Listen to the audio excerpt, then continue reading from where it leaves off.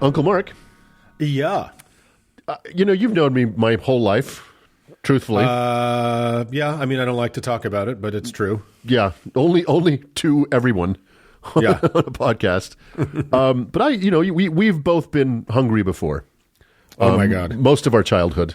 Yes, you're it's hungry true. boys. I've been around both of you enough to know you're hungry boys. Yeah. Yeah. And my eating habits haven't changed, but my metabolism sure has. Right? Oh boy. Yeah. But I've never been hungry enough to eat a certain thing. I have never crossed a certain Rubicon. Right. Mostly because I haven't had the opportunity. But the forbidden meal. I think Uncle Dan is going to talk to us a little bit about the most dangerous game. Yes, indeed. the most dangerous dinner. Yeah, that's right, fellas. We're talking about cannibalism today, and I want to start with a quiz. Oh, We You ready always, for you this? know what? We need to stop doing the show before lunch. Yeah, it's going to taste better and better as we move on, I promise. Yeah. All right, today I'm going to talk about what may well have been the largest and longest-lasting cannibal cult in human history. Oh. Oh. This was a common practice of this group of people for centuries. I want you guys to tell me what continent you think I'm talking about. And I'll give you a hint Okay. before you dive in. Unlike many cannibal practices, this group depersonalized their cannibalism, which is to say that in an unusual twist for cannibals, these creeps did not know the people they were eating. Okay. Well, what continent are the Mennonites on? All. So Everywhere. Oh, they're nightmarish in their primitive savagery, aren't they? Yeah. I don't know. I want to say it's the Catholics because they are. Well, they are a cannibal cult. They just don't like to be called that. But Sure. I would say But their cannibalism is fake cannibalism because it's a pretend thing. It's a pretend thing, but not to them. But not to them. I would say the Australian plate. Okay. I'm going to say the Americas. Can I say both continents at the same time? Sure, absolutely. That's where I'm going. I am not talking about New Guinea or the Amazon basin, nor am I referencing any ill-fated wagon trails crossing the deserts of Utah or Nevada, or airplanes in the Andes. The answer we were looking for, fellas, is Europe. And the weirdo group of cannibals that I'm talking about was a small cult known as Pretty Much Everybody for centuries, from ancient Rome to the end of the 18th century. Really? Yeah. Really? I should be clear. I'm not claiming that everybody in Europe ate other people, but I'm claiming that it was totally normal to do so, and it happened all the fucking time with nobody even raising an eyebrow. Really? Mind you, when I hear talk of cannibalism, I often picture a zombie-like scene where a bunch of crazed lunatics voraciously descend on an unsuspecting newcomer. That's not what we're talking about here, though in a few cases, not too far off. What I'm talking about is medicinal cannibalism.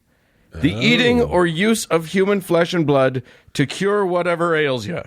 And damn, they really went for it. Look, for a long time and all over, too. I read accounts from what is now Germany, England, Spain, France, Italy. It feels like the only place I haven't read accounts from is Transylvania. So, but I'm sure it happened there, too. So what am I talking about here? Well, for millennia, and even today, for way too many, what passed for medicine was little more than hopeful pretend magic and the crazed guesses of men in important-looking robes. Yes, there was the very occasional time when somebody stumbled onto a genuinely useful herb or something, but mostly it was just a whole lot of, well, this kind of sounds like it might work. Let's believe in it for hundreds of years. One of the driving influences in medical cannibalism was the prevailing and very persistent notion that a person had a finite and predetermined amount of life force in them. Stronger people had more, of course, weaker people had less. Thus, when someone died violently, quote, before their time, meaning when they were young and healthy, there was still tons of good life force left in them, just ripe for the picking. So, For instance, ancient Roman Pliny the Elder wrote almost 2,000 years ago about a fun tradition where people afflicted with seizure disorders, what used to be called epilepsy, would rush from the stands of a fighting arena to drink down the vitality and healing goodness contained in the hot, sticky blood of fallen gladiators. Oh my God, is that real? Yep, that's a real. That was a big belief and apparently a thing that they were allowed to do. It must have been a deleted scene in Gladiator. Yeah, Russell Crowe never let us see that one. That must also be the origin of rushing the field after to tear down the goalposts. Yeah, exactly. At the football game. Well, That's clearly the origin. They have nothing better to do because we stopped leaving dead ones out on the field. That's what we needed to be doing. Then the goalposts would be okay. Anyway, we know that this practice dates back a ways, but it seems that the practice really didn't hit its peak until, any guesses? The Renaissance. Recently? Oh, God. Did you think I was going to say the Dark Ages? I was hoping. Nope. It certainly happened then, plenty. But this shit peaked in the enlightened times of the 16th and 17th centuries. And what kind of cannibalism was the order of the day? Well, that depended on who you were and what you could afford. Don't worry, the answers for poor and rich people are equally horrifying. They're just horrifying in different ways. So let's start with the wealthy, shall we? What kind of medicine was available to those for whom money was no object? I'm not going to like this list. It's but so good. I am making notes. Continue. Please do. To answer that, we have to note two things about the learned Europeans of that time. First, they had a huge respect, possibly even a reverence, for the wisdom and education of the Middle East.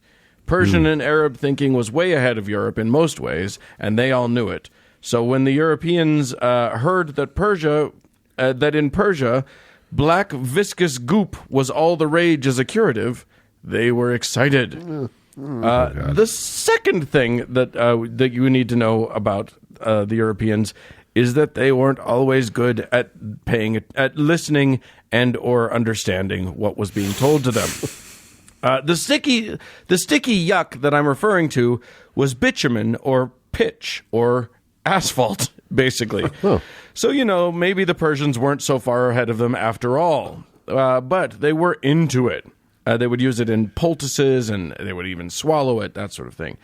Now, I don't know if you know this, but in Persia and parts of the Middle East, they spoke different languages than they did in Europe. So sometimes when the Persians referred to a poultice made of road tar, which they called mum, the Europeans understood what they meant. Sometimes, though, they mistranslated it and mistook it for a different word, an Arabic word, and that stupid little miscommunication really does seem to be the reason why Europeans became obsessed for centuries with curing their ailments by eating mumia, which they took to mean ground up, genuine, honest-to-God Egyptian mummies. Oh. Yeah. Yeah. Yeah. Yep. Yeah, I knew that was a thing. Yeah, I did know that was a thing. It seems to have come from one of the substances used in ancient Egyptian embalming process.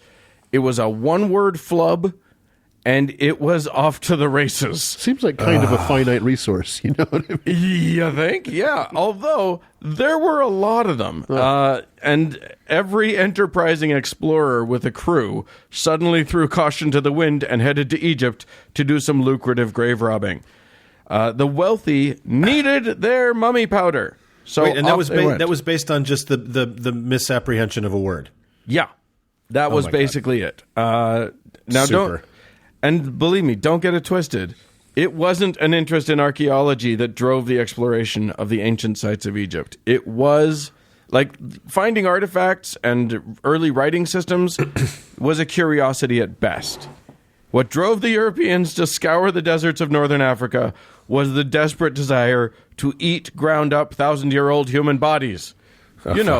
For the health benefits. Before I take a full teaspoon of ground-up, desiccated Egyptian royalty, I'm going to check the work and make sure the word was translated correctly. No, you're not. Oh, man. It was just completely rife. Wow. Everyone in Europe, it was the curative of choice for centuries. And so, want to take a guess when I say centuries, I want you to take a guess as to the last year that Merck & Company listed Mumia on their price list. It has to be during the Victorian period. It has to be the 1890s. I'll say 1901. 1924, ladies and gentlemen. Jesus Christ. I win by the Price is Right rules. You do win. You didn't go over, so that's good. Here's a mouthful of dust and people dust. Yeah. Oh my God. But I will say this, as gross as that is, the rich did not stop at eating preserved North Africans. No. The supply of that was too limited, and there were so many other bodies available. One of the most famous examples was the favorite elixir of King Charles II of England. Old Chuck II was a bit of a science nerd himself. He apparently had his own chemistry lab. So he wasn't about to go in for any old nonsense. He wanted the best possible medicine, and he was going to pay for it.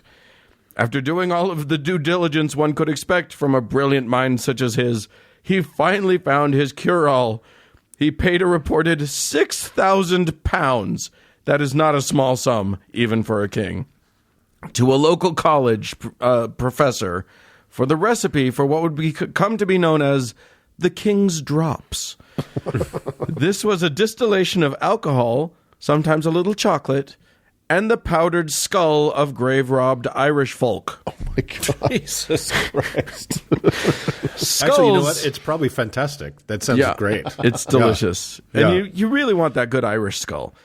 Skulls, you see, were close to the brains, and so when the person died, a whole bunch of the head health seeped from the brain into the skulls. Make sense? No? Fuck you! You know, it is amazing we have made it this far. It also really is, completely by accident, this show has taken on one of the strangest tenors of any of our shows we've ever done. Right? Yeah. A lot of reference to skulls and to royalty. So there we go. Yeah. Fancy doctors of the time were also known to grow moss on human skulls and then use that as medicine. Great, apparently, for stopping nosebleeds. So that's good. That's good for me to know. Great. Yeah, exactly. Another super good curative was human fat. Aside from being where all the good flavor is, fat was, medically magical too. Why am I not healthier? Right. Well, because you've been using it wrong. You've been storing it inside instead of, let's say, rubbing it on your skin to ease your gout, or taking it orally for bleeding or bruising. Not sure how that works, but shut up. I love how we have not renamed gout. Right? It's a great word. It just sounds so like old guy in a castle disease. Old-timey. Yeah, Well, it's like there should be an old illustration of a person with like a big swollen face with a bandage wrapped around their head, looking sad. I did skip a reference to dropsy, so you're welcome. Don't talk about dropsy; it's pretty awful. Anyway, famous physician to the wealthy and powerful, Sir Theodore Turquet de Mayerne, who tended very effectively to kings of England and France, and also Not his real name. Also Oliver Cromwell when kings went out of fashion for that little blip. Yeah. He would kill your pain with a poultice of hemlock, opium, and human fat. Of those three ingredients, I'm pretty sure it was the fat that did the trick. Human fat was such a valuable medicine that collecting it was a big deal. You couldn't just desecrate any body, but if you could get your hands on some good, taken before their time dead folks, and the family wouldn't object, you could charge insane Martin Shkreli-type money for it. I read one account of a battle in 1603 Spain in which an eyewitness reported, quote, "The surgeons of the town went thither and brought away sacks full of man's grease, which they had drawn out of the bodies." Oh. Yes, sir. Oh, yick. Sacks full of man's grease. All I can think of is that scene in Fight Club where they're trying to get that liposuction fat in garbage bags over the barbed wire fence and it breaks. Too bad they were just using it for soap like idiots. They could have been Well, it was eating that medicinal. and fixing their dropsy. And I don't think that the bags in 1603 were waterproof, watertight, right? Well, So you just got this dripping bag of human flesh over your shoulder. yeah, well, Oh, God. you get home what you can, What a time to be alive. right? Yeah. But battles were not the only place to find bodies to plunder. There was one guy in town who had a pretty steady supply of young bodies and needed the extra cash. That's right, your best source for all the finest human-derived pharmaceuticals was the executioner. Apparently, one of the perks of that job was he got to do whatever he wanted with the bodies of the people he killed. I wonder if that that's was fantastic. written. I wonder if that was written up in his benefits package. Yes, indeed. I won't Yeah. speculate on all of the uses the executioners put those bodies to, but one of the most lucrative was curing the sick and the infirm. Isn't that nice? States. I love to think of HR explaining that to him. Right. So generally, we're not going to work after dark. The axes are provided, and you get to do whatever you want with the leftovers. bodies. So- You get to keep the leavings. Right, the exactly. leavings. the bits and bobs once you're done. We don't ask questions. So yes, these state-sponsored killers didn't make much money back in the day, but if you knew how to render the fat and collect the blood from your victims, you had a great little side hustle on your hands.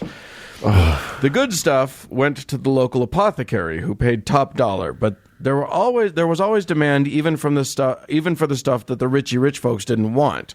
And this is where the poor people come in. Obviously, you're not going to be able to afford a fancy big city doctor. So you could go straight to the source and ask old Boris the hangman what he's got for a toothache. And what has he got? If you're lucky, a tooth from a dead guy that you can rub on your tooth or hold in your hand or grind up and eat. Whatever, it's all just bullshit anyway. So, maybe your particular hangman will know a good recipe for a jam made of human blood.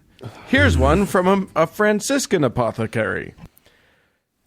First, you got to get some blood from, preferably, and this is a quote, from persons of warm, moist temperament, such as those of a blotchy red complexion and rather plump of build. Uncle Doug? No, leave it How's alone. your temperament? Feeling moist? Thanksgiving is going to be so weird. Anyway, what you do is you take that blood and you, quote, let it dry into a sticky mass. Then, pleasant, right? Yeah. Then you eat it. From there, quote, place it upon a flat, smooth table of soft wood and cut it into thin slices, allowing its watery part to drip away. When it is no longer dripping, place it on a stove on the same table and stir it to a batter with a knife. When it is absolutely dry, place it immediately into a warm bronze mortar and pound it, forcing it through a sieve of the finest silk. When it has all been sieved, seal it in a glass jar and renew it in the spring of every year. Oh, my God. So get yourself a redhead and get that good ginger blood running. God, Where am I going to find a bronze mortar and pet? Like, this recipe's absurd. Well, that's why not everybody gets it. Yeah. If it were easy, everyone could do it. I'd love to see one of those little Facebook videos of how to make a meal for how to do this. Yeah, exactly.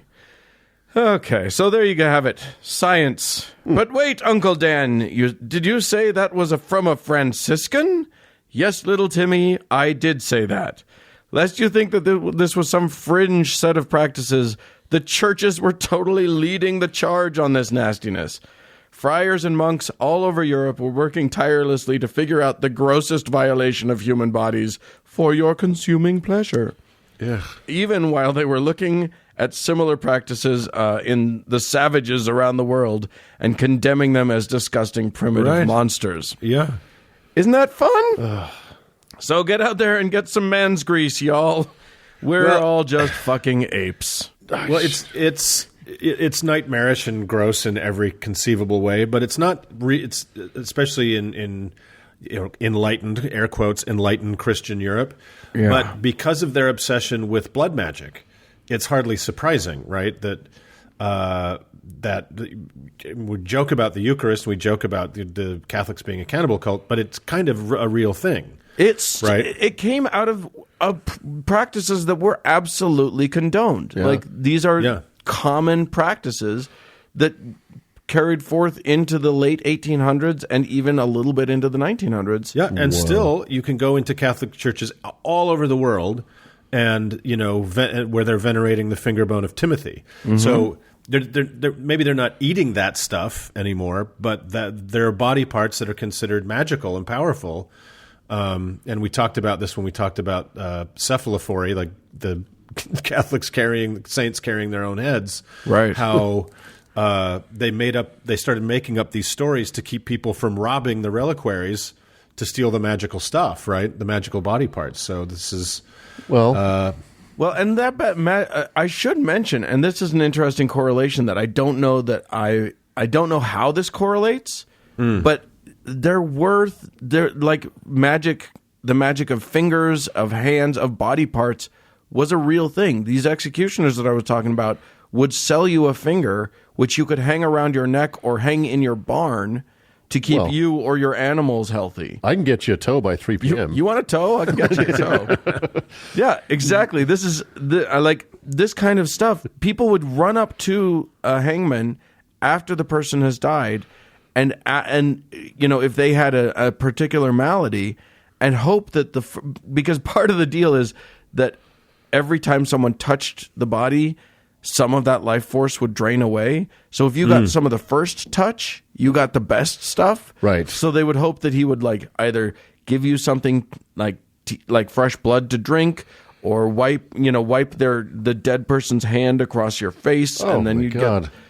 So yeah, I mean, when I talked about Charles II, but when Charles I was killed, he was beheaded by Oliver Cromwell. People ran up and sopped up the blood of the king because it was thought that a king's blood would, of course, have the most curative powers. Wow. And then they ate it. Well, we're going to have to get a tub of man's grease ointment and a jar of blood jelly onto the Heretique shop here as soon as possible. Yeah, well, it will happen for sure. Yeah, well, I don't need to eat today, so that's great. Thanks, Dan. With that, everyone enjoy your meals, and let's move on. Let's move on. Sir.